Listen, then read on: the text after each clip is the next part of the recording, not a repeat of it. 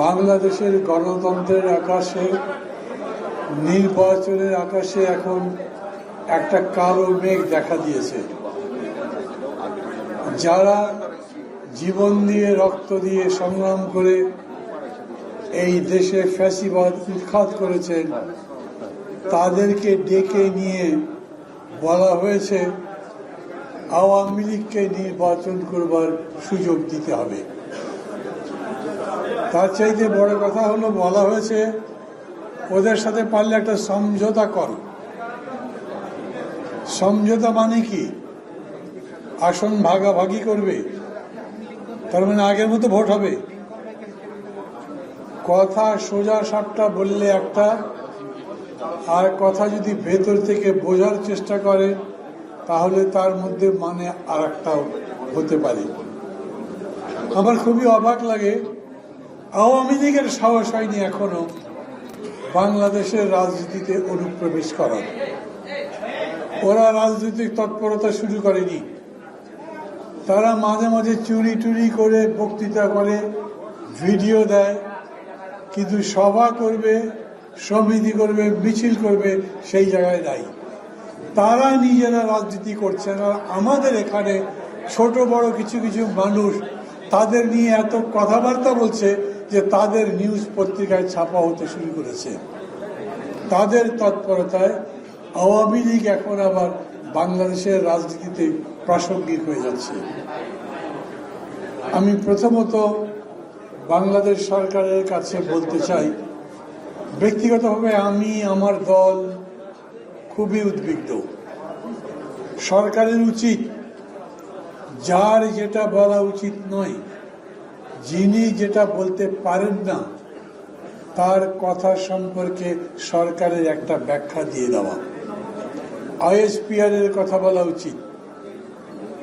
এরকম করে অনধিকার চর্চা করার কোনো দরকার নেই। খুবই স্পষ্ট হচ্ছে এই, আমাদের দেশে বিশেষ করে এখন যে অন্তর্বর্তী সরকার আছে তার প্রধান একটা অন্তর্ভুক্তমূলক রাজনীতির কথা বলেছেন প্রথমেই। আমরা স্বৈরতন্ত্র থেকে আবার গণতন্ত্রে যাব, উনি মনে করেন একটা গণতান্ত্রিক পদ্ধতিতে যাওয়া উচিত। কোনো কোয়ার্শন নয়, শক্তি প্রয়োগ করে গণতন্ত্র প্রতিষ্ঠা করা যায় না উনি মনে করেন।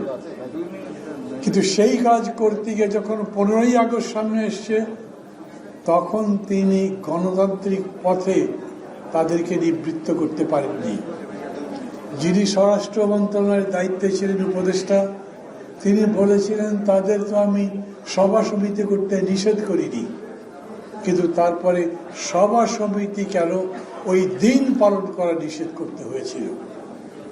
আপনি যাকে সুযোগ দেবেন, অন্তর্ভুক্ত করবেন রাজনীতির মধ্যে, গণতন্ত্রের মধ্যে, তার মধ্যে যদি কোনো গণতান্ত্রিক মূল্যবোধ না থাকে, তাহলে তিনি গণতন্ত্রের অঙ্গনে প্রবেশ করলে পুরো গণতন্ত্র বিপদগ্রস্ত হয়ে যেতে পারে। দেশে আইন শৃঙ্খলা পরিস্থিতি তৈরি হতে পারে, বিশৃঙ্খলা হতে পারে। খুবই স্পষ্ট বলি, সরকার যখন মনে করছেন যে তাদেরকে রাজনীতিতে ব্যান করবেন না, তার মানে রাজনীতি করবার অনুমতি দেবেন, গ্যারান্টি আপনাদেরকেও দিতে হবে যে তারা এখানে অনুপ্রবিষ্ট হয়ে আমাদের গণতন্ত্রের বাগানটাই নষ্ট করে দেবেন না। সরকার যদি সেরকম দায়িত্ব নিতে পারেন তাহলে বলবেন, সম্পূর্ণ দায়িত্ব নিয়ে যদি বলতে পারেন তাহলে বলবেন। না হলে পৃথিবীতে রাজনৈতিক দল নিষিদ্ধ করার অনেক উদাহরণ আছে, বাংলাদেশেই আছে। আমি নিজে কোনো প্রস্তাবনা দিচ্ছি না, এই জন্য দিচ্ছি না যে সরকার নিজেই এই ব্যাপারে বিরোধিতা করেছেন। কিন্তু তারপরেও আমি বলি, যখন আপনার প্রশাসনের মধ্যে থেকে বলা হয় যে আমরা একটা সমঝোতার নির্বাচন করব, তখন এই সমস্ত সংস্কারের নাটক তো অচল হয়ে যাবে। তখন সংস্কার নস্যাৎ হয়ে যাবে। তখন যে মুক্ত অবাধ গণতন্ত্রের চর্চা বলছে তা নস্যাৎ হয়ে যাবে। ওর মধ্যে ষড়যন্ত্র জাল বিছাবে, শক্তি অর্জন করবে। সমবেত সাথীরা, বন্ধুরা, আমি মনে করি আমাদের প্রত্যেকের এখন সজাগ হওয়া দরকার। আমরা নির্বাচন চাই কেন? এমন নয় ডক্টর ইউনূস বা কারো প্রতি আমাদের বিদ্বেষ আছে। আমরা মনে করি নির্বাচন ছাড়া গণতন্ত্র হয় না। আমরা মনে করি যত তাড়াতাড়ি নির্বাচন হয় তত তাড়াতাড়ি গণতন্ত্রের পথ সুগম হয়। নির্বাচনের কথা বললেই যদি কেউ এরকম করে মনে করে ওদের ক্ষমতার খুব লোভ, তাহলে যারা নির্বাচন দিতে দেরি করেন তাদেরকেও তো সেই একই অভিযোগ করা যায়। কোনো অভিযোগ পাল্টা অভিযোগ করবার দরকার নাই।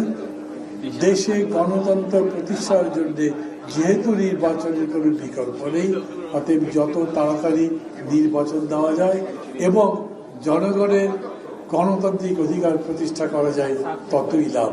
আসুন আমরা সবাই সেই পথে যাই। আমাদের কারো প্রতি কোনো বিদ্বেষ নাই, কাউকে ঠেকাতে চাই না, কাউকে আটকাতে চাই না, এমনকি আওয়ামী লীগকেও নয়। কিন্তু আমরা জানি যত অন্যায় তারা করেছে মানুষ তাদেরকে গ্রহণ করবে না। আমরা এটাও জানি যেই প্রধানমন্ত্রী বক্তৃতা করতে পারেন আমি এত উন্নতি করেছি যে আমার পিয়নের 400 কোটি টাকার সম্পদ আছে। ভেবে দেখেন, প্রধানমন্ত্রী এইটুকু বিবেচনা বোধ নাই যে 400 কোটি টাকা লুট না করে কোনোদিনই কামাই করা যেতে পারে না। উনি তার পক্ষে কথা বলছেন। বলেন ও তো হেলিকপ্টারে চড়ে বাড়ি যায়, লজ্জা করে না?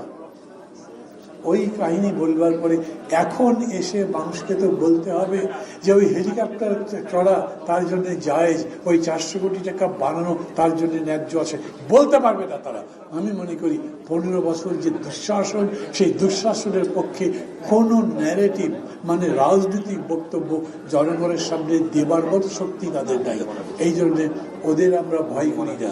আমরা শুধু ভয় করি ওরা পরিবেশ নষ্ট করবে, বাগানটা নষ্ট করবে, গণতন্ত্রের যে যাত্রা আমরা শুরু করতে পারি তার পথে বিঘ্ন সৃষ্টি করবে। নিশ্চয়ই আমরা তাদের বিরুদ্ধে লড়াই করব এবং জয়লাভ করব, সেই বিশ্বাস রেখে আমি আমার কথা বলা শেষ করছি।